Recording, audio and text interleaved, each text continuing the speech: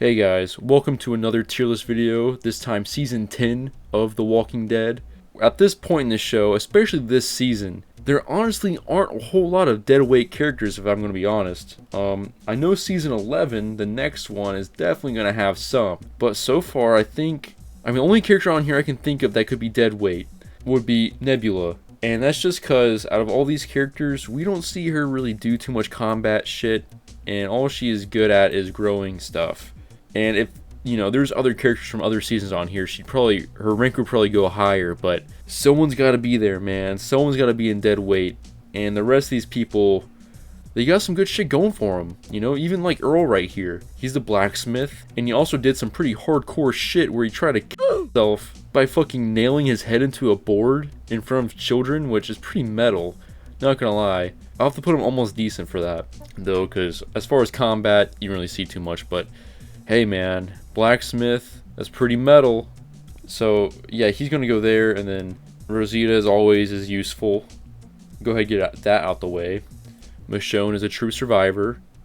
Especially this season, she does go out on her own at the end to pretty much leave her children behind, which isn't that cool, but hey, she smelt Rick's boots, so she's got to leave for the rest of the show, hunt him down. But hey, I mean, that's a testament that she can survive on her own, I guess. Daryl, of course, above her, he's been living out on his own, for a long time, ever since Rick died, so true survivor, of course. Eugene is a true survivor at this point, too. He's got better combat experience. He's more of an actually well-rounded character. Plus of his fucking knowledge skill, he's definitely true survivor. Scott, average. Luke, almost decent. I mean, I can't see the thing with these last two seasons, season 10 and 11, and it's kind of weird because these are the most, the seasons that happened the most recently. But there's just so much of them that I can't remember too well. I had to watch some recaps, get my memory, jogging. For some reason, the rest of the seasons I could remember pretty well, but not these two. Probably because after Rick left, I toned out a little bit, but they're still okay. They're still okay seasons.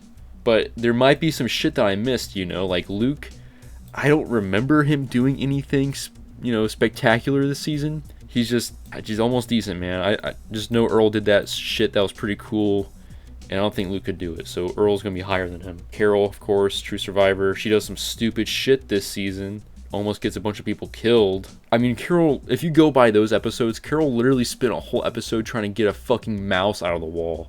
So if you count those, that might bring fucking Carol down a little bit. I think Eugene actually surpassed Carol this season, if I'm gonna be honest. Her combat ability is still better. She's an archer. Eugene fell off his bike though. I mean, come on, Eugene. Eugene does go out on a run this time, so maybe Eugene is better.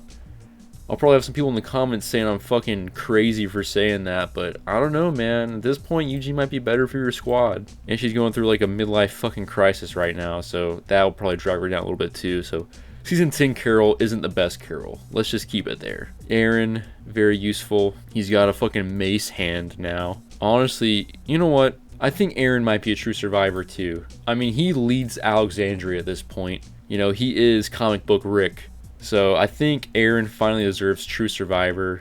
He's hardcore. He doesn't let the fucking Whisperers get away with their bullshit. Yeah, I think he's true survivor finally. Laura got her fucking back broken by Beta. She did not survive 2 seconds in that fight. Average. Jerry, useful. Axeman, he's pretty strong. He's good to have.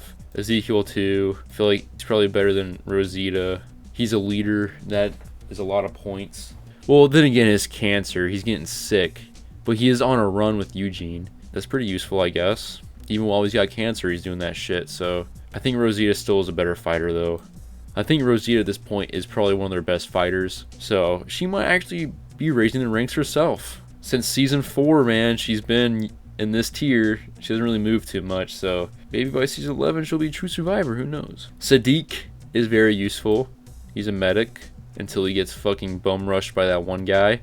This guy, Dante, he's a Whisperer, so automatically all Whisperers pretty much go to true survivor. And the ability to camouflage in the community is almost on the same level as fucking Carol. So honestly, I'll put him right here. All Whisperers are true survivors, whether you like it or not. Gamma, too. I mean, they all know how to survive out there. Honestly, he's probably better than Gamma, even though he's more crazy. but he blends in so well. He's like a chameleon, just like Carol. That skill cannot go underappreciated. Alright, who we got next? Magna. I put her below Jerry. Man, I don't know what it is with Negan, but I can't crop his fucking face in right for these pictures. They've been fucked up for a little while now. Negan's better. He ends up joining the Whisperers just to double cross them and kill Alpha, which is pretty baller. I mean, he's pretty useful for that shit. Is he a true survivor though, at this point? I feel like Negan and Aaron are probably on the same level, to be honest. And the fact that he goes out of his way to do that shit and play two teams just like Dwight did for him, or did against him back in season 7 and 8. He doesn't really know how to survive that well outside though. I don't know. I'm going to keep him top tier useful for now. I don't think he has figured that shit out yet about surviving out there, which I think the rest of these people up here could do, you know, if they had to. Let's go Brandon. This guy's name is Brandon. I'll probably put him... I mean, he murders a woman and child, which isn't that good of a feat. So I'll put him right there. He's kind of a shithead. Not really someone you want on your team. Only kills he has are against two innocent fucking a woman and child. So he'll probably be good at bottom, almost decent. And then Kelly, average. I would say probably above Scott, just because slingshot powers. Connie above her, above Magna, maybe above Jerry. If it wasn't for the whole death thing, she'd be right there. Yumiko is a bow girl. Bow girls are always nice to have. She'll go right here. She's a good fighter, you know, she's smart too, so pretty useful. And she goes on that big ass run with Eugene and Ezekiel. I just figured I did not put Diane on this list, the only other bow chick I know. I mean, I'm not going to go and get her. She's a minor character. She probably shows up for one episode. Just so you know, Diane, I'd put her in useful, below Yumiko, below Sadiq, below Ezekiel. Right between Ezekiel and Jerry. That's where Diane would go. Alright, just so you know. Judith is average. She's pretty good. I'll put her there. Above Scott. Just because Scott, I mean, yeah, he's a big, strong dude. But Judith has it in her blood. She's got the Grimes blood. I mean, that's not too much of a factor. I mean, she can handle that big-ass fucking python of a gun that fucking Rick has, so... And the katana combat. So, I mean, she's good. Maybe I'm asking too much of her. Maybe she is below... Yeah, maybe she is below these people right here. Which is better than these people, so yeah. Good for you, Judith. Alden. I was actually surprised, because he actually did do some shit with the bow this season, which I didn't think he was, but he put Gamma down. He was pretty far away, too, and nailed her right in the head with a bow, so he's a good soldier at this point. Put him right there. Virgil... He lived on that island by himself. I mean, he is surviving, but when you're on an island, you're kind of playing easy mode. I don't know how he's getting food, though. Didn't really go into that. I mean, he got drugs. He could get that easily. Maybe he's just got a giant fucking container or something. I'm just forgetting. But honestly, Virgil, he doesn't really do anything, you know, this whole time. I know he does, like, one thing in season 11. Virgil, I'm just going to have to put you in dead weight, to be honest, because you don't do anything except drug up Michonne. And then Alpha, of course, above Daryl. Beta, I'll put him right here for now. And I'll go into it a little bit later. Lydia, too. Lydia will go... She's probably the weakest of the... Yeah, I'll put her right there. And then Gabriel is really good this season. I mean, he does some gangster shit by, like... stabbing Dante to death after killing Sadiq, so I'm gonna have to put him like right here, maybe above Ezekiel.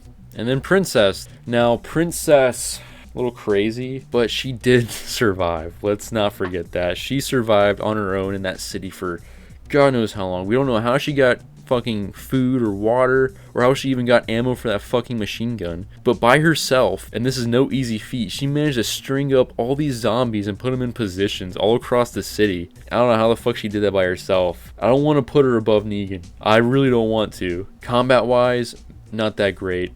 I'm gonna put her above Gabriel. And listen man, I love Gabriel and Ezekiel, most of these characters way more than her, but just the fact that she survived out there by herself.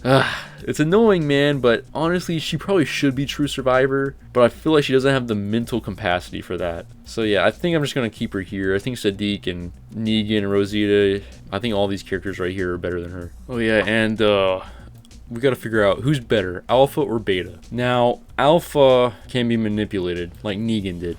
Negan manipulated the fuck out of her. So I think that may make her weaker. she's got a weakness, you know, her daughter, all that shit. She's not as hard as she wants to make people think she is. Beta, though, is. Beta is fucking... Not only is he cracked, he's jacked as fuck. He can survive falls down fucking elevator shafts, and it takes Negan and Daryl to team up to fuck him up for zombies to come and eat him. And his 2 fucking knives, this guy is a beast, you know? He infiltrates Alexandria by himself. He leads the whole zombie force at the end of the fucking season. I think Beta for this season is better than Alpha Daryl.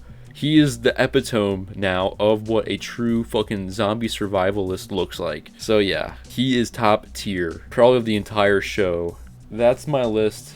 Next week, I will be back for season 11, the final season of the show, where we'll wrap it all up, figure out at the end who is the best, because Beta won't be there. He's dead now, but I hope you guys stay to watch for that one, and I hope you guys enjoyed this video. So please, by all means, have a nasty night, and I'll see you next time. Peace out.